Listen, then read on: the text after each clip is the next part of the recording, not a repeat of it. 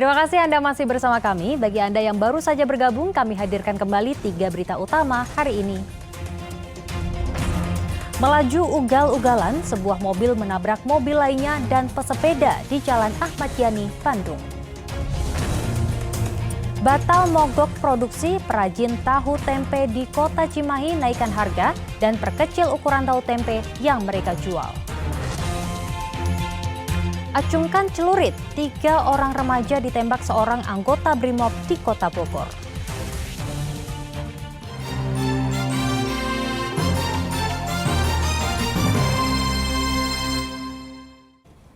Sebuah mobil melaju ugal-ugalan hingga menabrak mobil lainnya dan pesepeda di Jalan Ahmad Yani, Kota Bandung. Usai menabrak, pengemudi berusaha melarikan diri dengan mobilnya hingga terguling akibat menabrak trotoar. Rekaman kamera dalam mobil milik salah seorang pengendara ini viral setelah diunggah ke media sosial. Dalam rekaman tersebut, sebuah mobil melaju ugal-ugalan di Jalan Veteran menuju Jalan Ahmad Yani, Kota Bandung, hingga menabrak 2 mobil lainnya dan seorang pesepeda. Setelah menabrak, mobil bukannya berhenti, namun semakin kencang berupaya melarikan diri. Pelariannya terhenti setelah mobil menabrak pembatas jalan hingga terguling. Peristiwa ini terjadi Sabtu pekan lalu. Saya kan nggak tahu seperti dan tahu seperti ini. Dari sana katanya dia udah nabrak, niatnya itu dia mau kabur, tapi mobil yang 2 yang dekat sama dia berhenti di sini. Ternyata dia sampai di sini nabrak tiang listrik, terus nabrak pot itu, yang balik mobilnya. Balik. Ya, kalau kata orang-orang yang tahu mabok atau bagaimana, itu kurang tahu pasti lah gitu. Ya. Tapi sebelumnya sendiri nabrak mobil atau kayak gimana kan? Sebelumnya ngerangkait sepeda, terus ngerangkait mobil. Berapa kendaraan Kang yang diserempet Kang? 2 kendaraan sama sepeda. Ya. Nah Kang itu pengemudinya sendiri masih muda atau kayak gimana Kang? Sudah. Masih muda. Ya. Kira-kira umur berapa Kang? Kira-kira ya umur 30-an lah. 30 tahun. Kondisinya gimana Kang waktu kejadian Kang? Selamat atau kayak gimana Dia Kang? sama sehat-sehat walafiat. Sehat. Lecet apapun orangnya itu. Cara dia kayak gimana Kang? Ngejar dia, jadi sebelum dia kena dia keburu nabrak. Jadi posisi dia berhenti pas dia nabrak. Tiga mobil. Ya. Meskipun mobilnya terbalik, pengemudi ugal-ugalan bernama Wendy Saktiadi selamat tanpa mengalami luka. Ia pun langsung diamankan oleh polisi agar tidak menjadi korban amukan massa yang marah. Kasus ini ditangani oleh Satuan Lalu Lintas Polrestabes Bandung. Muhammad Rizal melaporkan dari Kota Bandung.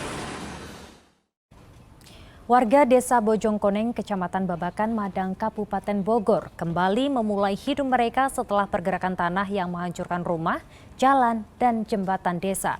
Secara bertahap, pembangunan kembali rumah warga yang rusak parah tengah dilakukan. Sudah sebulan lebih pasca bencana tanah bergerak yang terjadi di Desa Bojongkoneng, Kecamatan Babakan, Madang, Kabupaten Bogor. Kerusakan akibat pergerakan tanah masih jelas terlihat pada puluhan rumah penduduk dan fasilitas umum yang ada. Sejumlah ruas jalan juga masih rusak dan terputus di beberapa bagian akibat bergeser dan retak. Namun masih bisa dilalui oleh kendaraan. Salah satu warga mengaku rumahnya yang rusak parah sedikit demi sedikit mulai diperbaiki. Untuk sementara, keluarga mereka tinggal di rumah kontrakan yang dibiayai oleh pemerintah Kabupaten Bogor. Warga pasrah bila di kemudian hari harus direlokasi. Pak, sepanjang belum bisa menempati, gimana Pak? Ya kan saya dikontrakan, diamnya di sana. Kalau siang ke sini, bantu-bantu sini, bantu-bantu itu tuh Pak. Jadi dikasih kontrak dari pemerintah? Iya. Jauh dari sini apa gimana? Apanya kontrakannya? Lokasinya kontrakan? Dekat lapang itu. Oh, dekat lapang. Ya yang ada tenda dulu itu. Dilihat dari ini udah ada perbaikan Bu? Untuk rumah dan juga jalan gitu dari pemerintah. Oh kalau jalan belum. Kalau rumah kan lagi sekarang.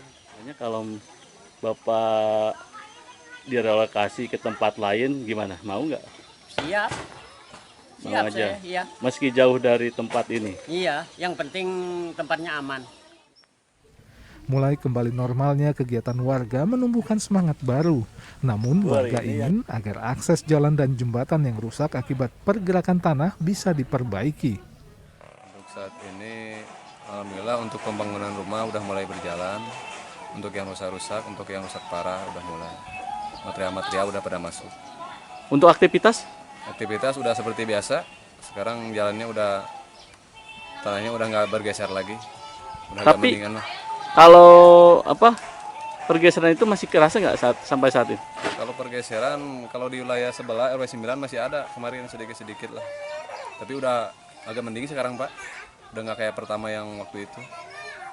Pak, dilihat dari segi fisik ya, pasca bencana ini perbaikan-perbaikan dan juga rumah-rumah rusak udah ada bantuan dari pemerintah atau perbaikan gimana?